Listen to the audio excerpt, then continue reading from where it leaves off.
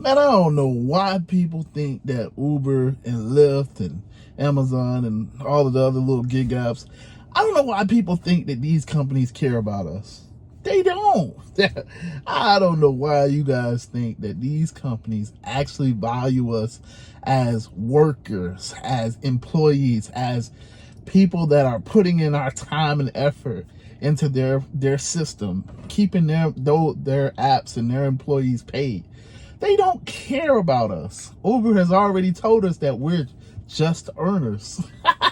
So not even like partners, not even like, yeah, we're earners for them.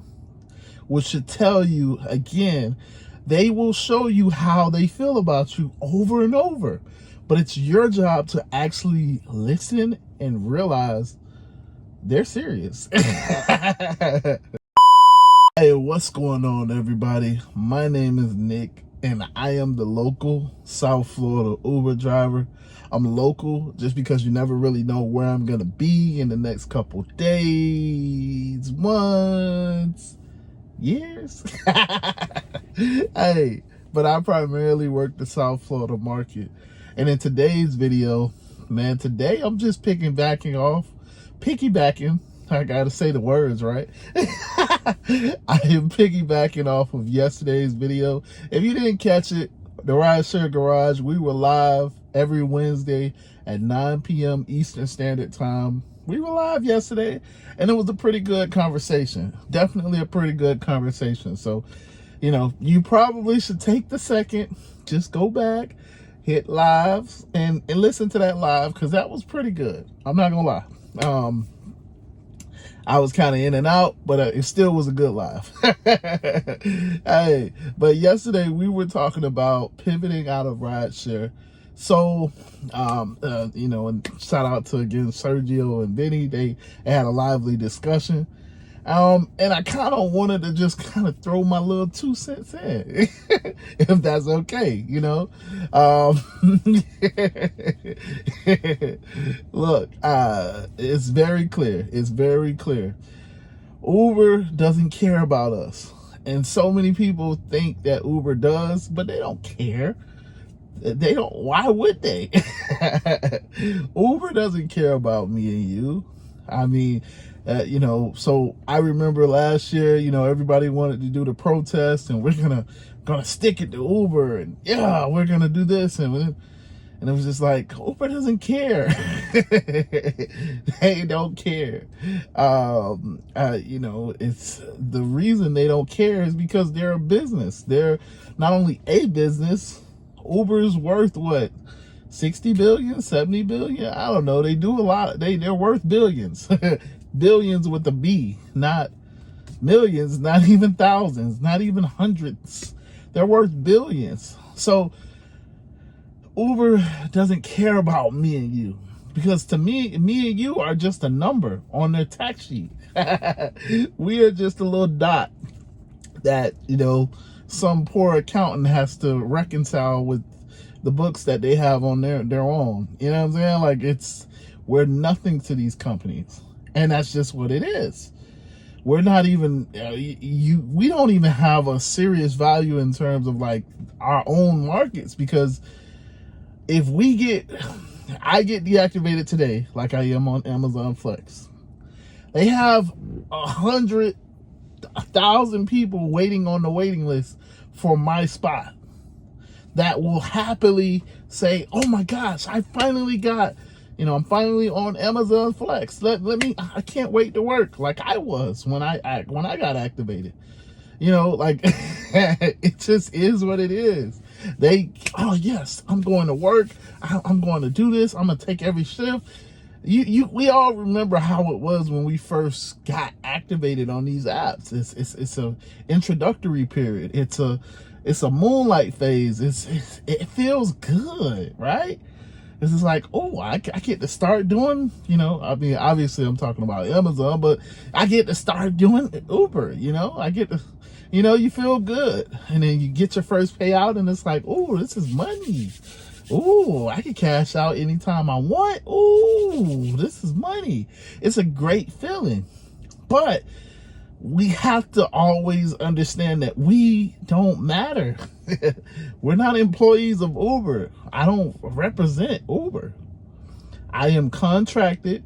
If you ever really pay attention to it, that's why it's called a way bill. The way bill is your contract, well, part of it. Every time they get a customer, they say, hey, customer wants to go from point A to point B. They put it out to all of their drivers, all of the contractors in their network, all just like how you would if you knew a ton of plumbers, or like if you knew a ton of HVAC people. I always say HVAC, but if you knew a ton of AC people, you would put it out to them. Hey, how much would you charge me for this? Hey, how much would you charge me for that? Hey, how much would you, like you would put the job out there, and and people would respond. Trip radar is basically that, because we all know that it'll come to this person over here at one price, it'll come to me at one price, and it'll come to somebody else at another price. All Uber does is they say, okay, cool, we're going to give you the ride, so we're going to contract you specifically for this one ride. So yeah, you're gonna take this person from point A to point B. All right, cool, thank you.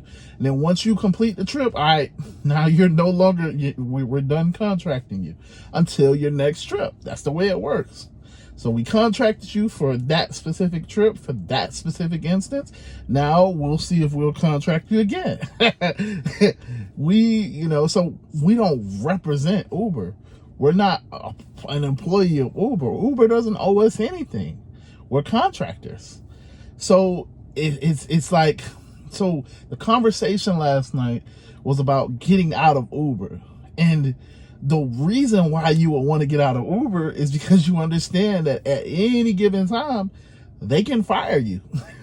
They can fire you, which is an employee term, but firing in a sense of what we do as contractors is I deactivate you. So I no longer give you the opportunity to, quote unquote, bid or negotiate on my contracts. That's what it is. You know what I'm saying? So I no longer give you an opportunity to take my passengers, which is what they are. Because they market it, they hired, they're contracting us, not we contracting them, So, I kind of used a lot of jargon there, but the point is, the reason why you should at least start thinking about getting out of Uber is because it's not going to be around for forever. They're not going to allow me and you to drive for them forever. They're going to find somebody else that's cheaper, somebody else that's willing to take more, that has a higher acceptance rate, somebody else that has a lower cancellation rate. They're going to find something, it's all for them. They are a business. What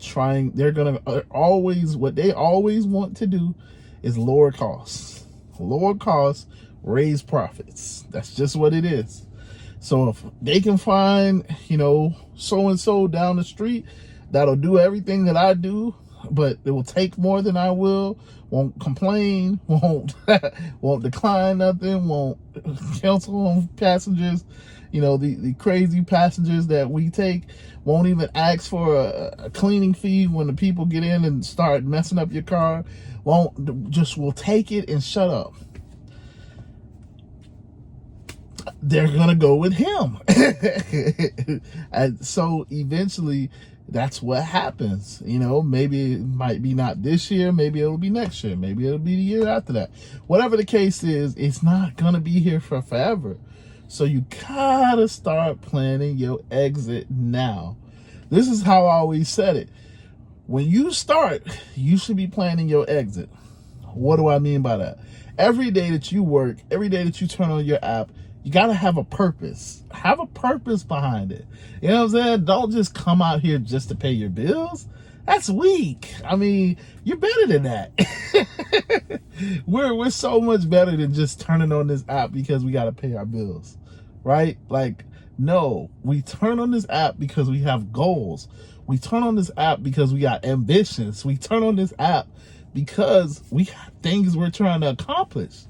You know, we're not just stuck.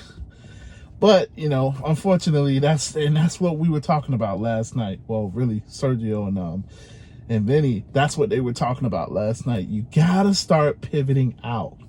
So whether it's you take the long-term strategy and you just start, you know, you invest your money. So out of every paycheck, maybe it's that, well, when I say paycheck, every time you cash out, maybe it's that you take $10 out of that cash out and you just throw it into stocks, or you throw it into, let's say, bonds, or you throw it into some some Roth IRAs, or you do, you know, some life insurance, which is what I sell. Of course, if you want to have that, you know, you want to learn more about that, click the link in the description. Again, that's part of my pivot. Whatever the case is, do it. You know, you start investing little by little, because this is for your future. Or you take the short-term side of things. You start picking up other gig apps so that you have multiple streams of income. You start learning skills so that you can immediately start applying things. Obviously, starting a YouTube channel, getting into the Amazon influencer, maybe trading. As you start doing immediate things that you can take action right now. Whatever the case is, I'm just reiterating the whole point of Uber doesn't care about me and you. And if you think so, I'm sorry to tell you, they don't. Why should they? They're a multi-billion-dollar company. And not only that, they're the market makers. They basically have a monopoly, almost. You know, I mean, my opinion is that Lyft is the same company, you know, that they've already bought out Lyft because, you know, whatever. But, you know what I'm saying? So, obviously, I'm not giving financial advice or anything like that. I'm just saying that, ultimately, they don't care about us. The only person that's going to care about you is you. So, you got to start planning your exit strategy now, before you get into a situation where you go to click on the app and boom, you're deactivated, like I am for Amazon Flex. Like, there's nothing that you could do at that point. You have no leverage. You're just stuck. SOL. Because you could try to appeal it, but of course they're very general when they deactivate you. Just so you know. I mean, you should know, but just so you know, they're very general. So it's not like you're going to be like, oh yeah, I got deactivated because of this incident yesterday at 12:01 p.m. when I was riding on 57th Avenue. No, it's, you've broken our community rules and we're going to deactivate you now. And it's like, okay, so yeah, but what happened? Yeah, you broke our community rules and we're going to deactivate you. Okay, which community rule? You broke our community rules and that's what happened. It's like, okay. So, but yeah, man, with that being said, before I start rambling again, I'm out of here. I hope you guys are having a happy Halloween. I am trying to get to this money. As you can see, I'm charging. So yeah, man, deuces.